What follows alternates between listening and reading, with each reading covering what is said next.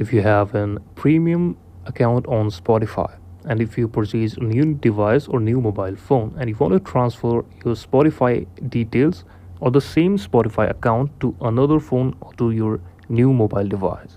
Hey guys, welcome back to the video. In this, I will just show you the process that how you can transfer a Spotify account from the current device to a new device.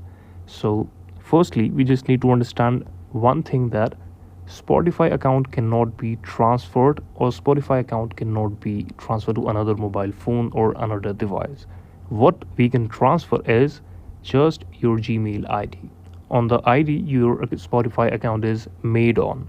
So here's my Spotify account application here. I will click on the left to click on my profile option and then click on view profile. As you can see, this is my Spotify profile here, but I have logged in it with my Gmail ID.